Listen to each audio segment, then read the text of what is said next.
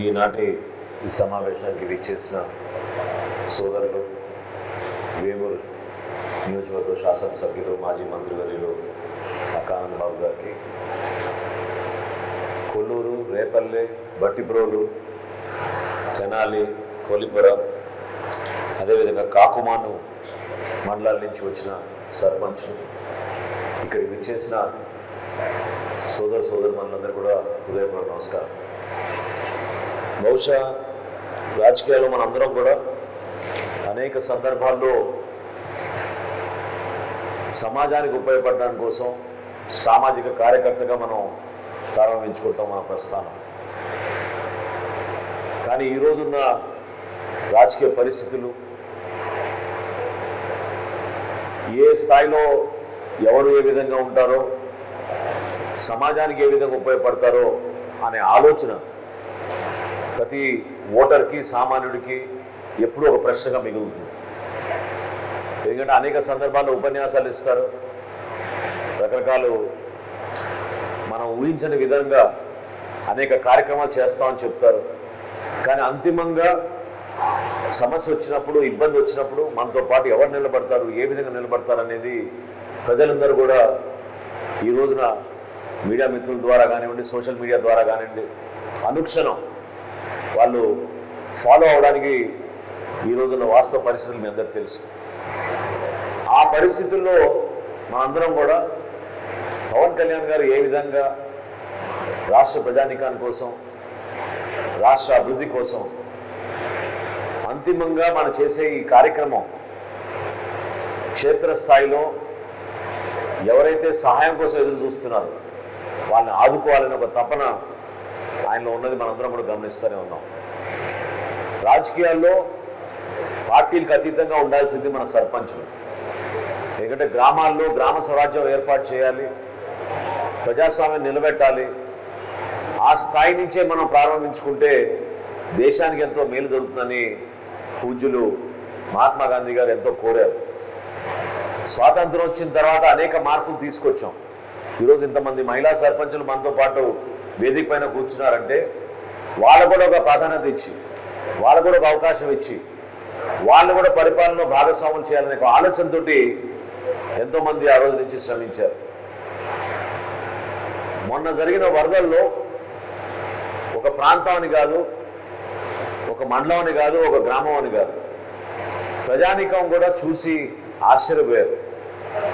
ఒక్క రాత్రి మనకి 12 లక్షల క్యూసెక్లు ప్రకాశం బ్యారేజ్ నుంచి దిగువ ప్రాంతాలకి విడుదల చేశారంటే ఎంత ఆందోళనకరమైన పరిస్థితి ఉండిందో మన లంక గ్రామాల్లోనూ, మన కృష్ణా వెస్టర్న్ డెల్టాలోనూ మీ అందరికీ తెలుసు. 31వ తారీఖు రాత్రి నుంచి కరకట్ట గురించి అందరం కూడా భయపడుతూనే ఉన్నాం. 1వ తారీఖు, 2వ తారీఖు సాయంత్రానికి రేపల్లె పట్టణానికి ఏమైనా అవుతుందేమో అని అక్కడ కూడా చాలామంది అప్రమత్తం అయ్యారు. ఊహించని విధంగా వరదలు వచ్చినాయి. అదేవిధంగా కేవలం మనకి శ్రీశైలం నుంచి, నాగార్జున సాగర్ నుంచి రావడమే కాకుండా ఖమ్మం జిల్లా నుంచి బుడమేరు, మున్నేరు, ఆ వాగుల నుంచి కూడా అనుకున్న కెపాసిటీ కన్నా 4-5 రెట్టింపులు వరద నీరు వచ్చే వరకు ఇబ్బందికరమైన పరిస్థితి మనందరం చూసాం. అయినా కానీ ప్రభుత్వం ఏర్పడి మనకి 3 నెలలే అయింది. ఇబ్బందికరమైన పరిస్థితి ఎక్కడ అంటే సమన్వయపరచుకోవడంలో అధికార యంత్రాంగం, అనేక జిల్లాల్లో చాలామంది కొత్తగా కలెక్టర్లు, జాయింట్ కలెక్టర్లు, అక్కడున్న అధికారులు ఇంకా వాళ్ళు వచ్చి స్థిరపడిన పరిస్థితులు లేవు.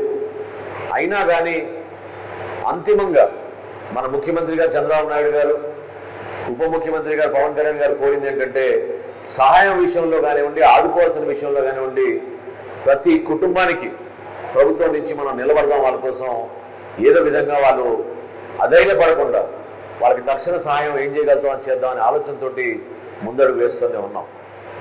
పవన్ కళ్యాణ్ గారు తీసుకున్న నిర్ణయం మనందరం కూడా ఎందుకు ఆదర్శవంతంగా తీసుకోవాలంటే, ఈరోజు ఆయన ప్రభుత్వంలో ఉప ముఖ్యమంత్రి, పంచాయతీరాజ్ శాఖ మంత్రి, ఆయన ప్రభుత్వం నుంచి, ఆయన శాఖ నుంచి అందించాల్సిన సహాయం మేము అందిస్తున్నాం. సహాయ కార్యక్రమాలు ముమ్మరంగా జరుగుతున్నాయి. రాష్ట్ర వ్యాప్తంగా ఉన్న ఎంపీడీఓలు, పంచాయతీ కార్యదర్శులు, పంచాయతీరాజ్ విభాగంలో ఉన్న ఇంజనీర్లు అందరూ కూడా ఈ కార్యక్రమంలో పాల్గొని వరద బాధితులను ఆదుకోమని ఆయన కూడా 2-3 ప్రెస్ కాన్ఫరెన్స్లు పెట్టి స్టేట్మెంట్లు చెప్తే యంత్రాంగం నడిచేది. కానీ ఆయనలో ఉన్న ఆలోచన, ఆయనకున్న సున్నితమైన మనసు మనందరం కూడా గమనించాల్సింది ఏంటంటే, ఎప్పుడు కూడా మన గ్రామీణ ప్రాంతాల్లో మన రైతాంగం కోసం, మన ప్రజల కోసం ఏ విధంగా ఆలోచిస్తారో ఇదొక ఉదాహరణ. గతంలో ప్రభుత్వంలో లేనప్పుడు రాష్ట్ర వ్యాప్తంగా దాదాపు 3,000 మంది కౌలు రైతులు ఆత్మహత్య చేసుకున్నారన్నప్పుడు ప్రతి జిల్లాలో కూడా సమాచారం మేము సేకరించి ఆ రోజున జనసేన పార్టీ నుంచి పవన్ కళ్యాణ్ గారు అందరికన్నా ముందు 5 కోట్ల రూపాయలు విరాళం అని అందించి ప్రతి కుటుంబానికి ₹1,00,000 ఆర్థిక సహాయం అందిద్దామని ఆ రోజు ప్రారంభించాం. కొన్ని జిల్లాల్లో మీకు సంఖ్య చెప్తే మీరే ఆశ్చర్యపోతారు. మన గుంటూరు జిల్లాలో 121 మందికి ₹1,00,000 చొప్పున మేము ఆర్థిక సహాయం ఆ రోజు జనసేన పార్టీని అందించాం. ఆ మాట నేను ఎందుకు అంటున్నానంటే, పశ్చిమ గోదావరి జిల్లాలో కానివ్వండి, తూర్పుగోదావరి జిల్లాలో కానివ్వండి, గుంటూరు జిల్లాలో కానివ్వండి, ఈ ప్రాంతాల్లో రైతులు పాపం ఇబ్బంది పడి ఆర్థిక పరిస్థితితో నష్టపోయి ఆత్మహత్య చేసుకున్నారంటే ఎవరు నమ్మరు వేరే ప్రాంతాల నుంచి. ఇది ఎక్కువగా మనం చూసేది కరువు ఉన్న ప్రాంతాల్లో, వర్షం పడని ప్రాంతాల్లో, నీరు లేని ప్రాంతాల్లో, పంట చేసుకోవడానికి వాళ్ళకి అవకాశాలు లేని ప్రాంతాల్లో చాలామంది ఇబ్బంది పడుతూ ఉంటారు. కానీ ఈ ప్రాంతాల్లో కూడా ఆ విధంగా జరిగిందంటే ఊహించలేని పరిణామం. అయినా కానీ పార్టీ నుంచి అనేక మంది విరాళాలు ఇచ్చి నిలబడ్డారు, ఆ కార్యక్రమాన్ని బలపరిచారు. ఇతర దేశాల నుంచి కూడా మన జన సైనికులు ఎంతోమంది నిలబడ్డారు. చేసిన కార్యక్రమం దేనికోసం అంటే రైతాంగానికి ఒక భరోసా ఇవ్వడానికి కోసం, చితికిపోయిన కుటుంబానికి ఒక భరోసా ఇవ్వడానికి కోసం. ప్రతి చెక్కు స్వయంగా పవన్ కళ్యాణ్ గారు జిల్లాలో పర్యటించినప్పుడు ఆ కుటుంబాలకు అందించారు. తద్వారా అక్కడున్న యంత్రాంగం పార్టీ పరంగా కానివ్వండి, ప్రభుత్వ పరంగా కానివ్వండి, ఆ కుటుంబానికి ఒక ధైర్యం నింపే విధంగా చేసిన ప్రయత్నం. ఈరోజు కూడా 4 కోట్ల రూపాయలు ఆయన 400 పంచాయతీలకి ₹1,00,000 చొప్పున ఆయన ప్రకటించినప్పుడు చాలామంది నిజంగా మనస్ఫూర్తిగా ఆయన ఆశీర్వదించారు, హర్షించారు. ఎందుకంటే పంచాయతీలో ఉన్న పరిస్థితి మీ అందరికీ తెలుసు. సర్పంచులందరూ కూడా ఇంతకుముందు మాట్లాడినప్పుడు వాళ్ళు వివరించారు. గత 3 సంవత్సరాల నుంచి ఈ ప్రభుత్వం బటన్ నొక్కామని చెప్పారు, కానీ గత ప్రభుత్వం సర్పంచులకు ఇవ్వాల్సిన అధికారం మాత్రం ఇవ్వలేదు. కరెంటు బిల్లుల విషయంలో కూడా ఎప్పుడైతే వాళ్ళకి 15 ఫైనాన్స్ కమిషన్ నుంచి 14 ఫైనాన్స్ కమిషన్ నుంచి నిధులు వచ్చినాయో రాత్రి నిధులు దారి మళ్లించి తిరిగి తీసుకెళ్ళిపోయారు. మళ్ళీ తిరిగి ఇవ్వలేదు. ఒక సర్పంచ్గా ఎన్నికైన తర్వాత గ్రామంలో 2 పనులు చేయాలని ఎవరైనా సహజంగా కోరుకుంటారు. రోడ్లు వేయాలనుకుంటారు, సైడ్ కాలువలు తీయాలనుకుంటారు. కనీసం వీధి దీపాలు కూడా వెలిగించుకోలేని పరిస్థితి గ్రామాల్లో, అంత దయనీయ పరిస్థితి మన గ్రామ పంచాయతీల్లో గత ప్రభుత్వం తీసుకొచ్చింది. రాజకీయ పరంగా మనం విమర్శించాల్సిన అవసరం లేదని మీరు అనుకునే సందర్భాలు నేను చెప్తున్నాను మీకు. ఎందుకంటే నిధులు ఉన్నాయి, వ్యవస్థ ఉంది, ఒక ప్రక్రియ ఉంటుంది దానికి ప్రభుత్వం నుంచి. అయినా కానీ దాన్ని నిర్వీర్యం చేశారు కాబట్టి ఈరోజు గ్రామ స్థాయిలో మనం అభివృద్ధి చేసుకోలేకపోతున్నాం. ఈరోజు చక్కటి కార్యక్రమం మనం ఎందుకు ఏర్పాటు చేసుకున్నాం? గుంటూరు జిల్లాలో మొన్న జరిగిన వరద నష్టానికి జరిగిన ఈ గ్రామాల్లో ఉన్న సర్పంచ్లు ఎందుకు ఆహ్వానించామంటే, ప్రభుత్వం ఎప్పుడు కూడా వరద నష్టం జరిగిన తర్వాత అంచనాలు వేసుకుని కేంద్ర ప్రభుత్వంతో చర్చించి వాళ్ళు అందించే సహాయం, మన ముఖ్యమంత్రి గారు అందించే సహాయం 2 కలుపుకొని అప్పుడు మళ్ళీ గ్రామాల్లో పంట నష్టం ఎంత జరిగింది, పశువులు ఏమైనా చనిపోయినాయా, లేదా మనం అక్కడ కొన్ని ప్రాంతాల్లో ఇల్లు కూలిపోయారు, వాళ్ళందరికీ కూడా ఏదో విధంగా ఆర్థికంగా ఆదుకోవాలని ఒక ప్రణాళిక సిద్ధం చేసుకుని అప్పుడు మనం గ్రామాల్లోకి వస్తాం. కానీ ఉప ముఖ్యమంత్రి గారు పవన్ కళ్యాణ్ గారు తీసుకున్న ఈ నిర్ణయం వలన ₹1,00,000 తక్షణమే మనం ఇప్పుడు మాట్లాడుతుండగానే వాళ్ళ అకౌంట్లో ఆల్రెడీ పడిపోయింది. ఈరోజు ఈ 4:30 గంటలకే వాళ్ళ అకౌంట్లో అన్నింటిలో కూడా ₹1,00,000 పడిపోయింది. ఈ ₹1,00,000 ద్వారా తక్షణంగా మీరు రాబోయే రోజుల్లో వ్యాధులు రాకుండా, ఎందుకంటే వరదలు వచ్చిన తర్వాత సహజంగా మేము చూసాం, మనం పర్యటించినప్పుడు ఎంతో దయనీయమైన పరిస్థితి. 4 అడుగులు 5 అడుగులు నీళ్లు ఇళ్లలోకి వచ్చేసినాయి. అటువంటి పరిస్థితుల్లో ఎవరికి కూడా ఆరోగ్య సమస్యలు రాకూడదు. పంచాయతీ వ్యవస్థలో మీరు ఈ డబ్బుల్ని జాగ్రత్తగా ఉపయోగించుకొని శానిటేషన్ కోసం, వైద్య సేవల కోసం ఇతర చిన్న కార్యక్రమాల కోసం వాడుకుంటారు తక్షణంగానే పవన్ కళ్యాణ్ గారు ఇచ్చిన 1,00,000 రూపాయలని మీరందరూ కూడా దయచేసి ఉపయోగించుకోండి. నాయకత్వంలో మనం చూడాల్సింది ఒక నిజాయితీ, కష్టపడే మనస్తత్వం, ప్రజల్ని ఆదుకోవాలనే ఆలోచన. ఈరోజు మనకు అదృష్టం ఏంటంటే మన రాష్ట్ర ముఖ్యమంత్రి గారు చంద్రబాబు నాయుడు గారు, అదేవిధంగా ఉప ముఖ్యమంత్రి గారు పవన్ కళ్యాణ్ గారు ఇద్దరు కూడా ఆ ఆలోచనతోటి, పూర్తి మనస్సుతోటి ప్రజల్ని ఆదుకోవాలి, ఆంధ్రప్రదేశ్ని మరొకసారి ముందుకు తీసుకెళ్ళాలి అనే ఒక తపనతోటి వాళ్ళు చేస్తున్న కార్యక్రమాన్ని మీరందరూ కూడా మనస్ఫూర్తిగా అభినందించాలి, ఆశీర్వదించాలి. ఏ పార్టీ ఉంటుంది ప్రభుత్వం అనేది కాదు, ప్రభుత్వం ఎప్పుడు కూడా నిరంతరంగా జరిగే ప్రక్రియ. కానీ ఆ వ్యవస్థను నిర్వీర్యం చేసినప్పుడే ఇబ్బందులు అవుతుంది. నిజంగా చెప్తున్నా నేను, ఆనంద్ బాబు గారు కూడా అదే చూస్తూ ఉంటారు, ఎందుకంటే ఆయన కూడా మంత్రిగా చేశారు. ఒక సమస్య పైన ఈ రోజున గంటలోపు అవ్వాల్సిన పని దాదాపు 6 గంటలు 7 గంటలు పడుతోంది. ఎక్కడ చూసినా అధికార యంత్రాంగం పూర్తి స్థాయిలో నిర్వీర్యం అయిపోయింది. వ్యవస్థని కూల్చేసి వాళ్ళు పొందింది ఏంటంటే వాళ్ళ స్వార్థంకి, వాళ్ళ ప్రాంతాలకి వాళ్ళు చేసుకున్నారు తప్ప వ్యక్తిగతంగా మాత్రం ప్రతి గ్రామాన్ని బలపరచాలనే ఆలోచన ఎవరిలోనూ రాలేదు. కాబట్టి రాబోయే రోజుల్లో మీ అందరికీ అది అదృష్టం. పవన్ కళ్యాణ్ గారు పంచాయతీరాజ్ శాఖ మంత్రిగా వ్యవహరిస్తున్నారు కాబట్టి ప్రతి గ్రామంలో కూడా మీకు మంచినీరు అందించే విధంగా, ప్రతి గ్రామాల్లో మీకు శానిటేషన్లో పొరపాటు లేకుండా ఉండే విధంగా, అదేవిధంగా ప్రతి పంచాయతీని ఒక రోల్ మోడల్ పంచాయతీగా మార్చాలని, గ్రంథాలయాలు ఏర్పాటు చేయాలని, రోడ్ల నిర్మాణం చేయాలని, మీ అందరికీ కూడా మౌలిక సదుపాయాలు కల్పించే విధంగా ఆయన చాలా లోతుగా విశ్లేషించి అనేక మంది పెద్దలతో ఆయన మాట్లాడుకుంటూ సమాచారం తెప్పించుకుంటూనే ఉన్నారు. నిజంగా మన రాష్ట్రానికి ఈ రోజున అవసరమైనవి ఏంటంటే మౌలిక సదుపాయాల కల్పనలో వెనకబడిపోయాం. గతంలో అట్లా ఎప్పుడు ఉండేది కాదు. అనేక కార్యక్రమాలు చేశాం మనం గతంలో. గ్రామాలను ఇంకా పటిష్టం చేసే విధంగా, పరిపాలన చక్కగా జరిగే విధంగా మనం ప్రయత్నం చేశాం. కానీ 5 సంవత్సరాల్లో మాత్రం పూర్తి స్థాయిలో నష్టం జరిగింది మన ప్రాంతానికి.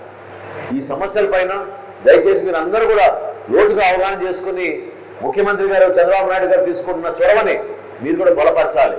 2047కి మన ఆంధ్రప్రదేశ్ రాష్ట్రాన్ని భారతదేశంలోనే నంబర్ 1 స్థానానికి తీసుకెళ్లే విధంగా ఒక ప్రణాళిక సిద్ధం చేసుకుంటున్నాం. ఆ ప్రణాళికలో మీరందరూ కూడా భాగస్వాములు. మీరు కూడా మీ గ్రామాల్లో ఎటువంటి ప్రణాళిక సిద్ధం చేసుకోవాలి, ఏ విధంగా మనం మార్పు తీసుకోవాలి, దానిపైన దయచేసి మీరు ఆలోచించుకోండి. ఈ కార్యక్రమం మనస్ఫూర్తిగా ఎంతోమంది పెద్దలు వచ్చారు. పెద్దలు ఆనంద్ బాబు గారు వచ్చారు, అదేవిధంగా బాపట్ల ఎంపీ గారు దారిలో ఉన్నారు, ఇంకో 5 నిమిషాలు చేరుతారు ఇక్కడికి. ఆయన కూడా నేను కోరేది ఏంటంటే మీ అందరి ద్వారా మనం అంకిత భావంతో పనిచేసుకుందాం. ఏ విధంగా మన రాష్ట్రానికి గత 5 సంవత్సరాల నష్టం జరిగిందో అది పూడ్చడానికే మనకి ఇంకో 2 సంవత్సరాలు పడుతుంది. ఆ నష్టాన్ని పూడ్చుకుని ఇంకా అభివృద్ధి కార్యక్రమాలు, సంక్షేమ కార్యక్రమాలు చేసుకుంటూ ప్రతి ఒక్కరూ మన వంతు మనం ఎంత సహాయం చేయగలుగుతామో అభివృద్ధి కోసం, సంక్షేమం కోసం, మన ప్రాంతాల అభివృద్ధి కోసం కలిసి పనిచేసుకుందాం. ఇది పార్టీలకు అతీతంగా జరగాల్సిన కార్యక్రమం. కూటమిలో మనం ఈ రోజున Telugu Desam party, Janasena party, Bharatiya Janata party కలిసి ఒక మంచి నాయకత్వాన్ని ఇస్తున్నాయి. ఆ నాయకత్వాన్ని ప్రజల్లో తీసుకెళ్లాల్సిన అవసరం ఎంతో ఉంది. మనకు అదృష్టం ఏంటంటే 3 పార్టీలకి కూడా అటువంటి నాయకత్వం వాళ్ళలో ఉంది, మనలో ఉంది.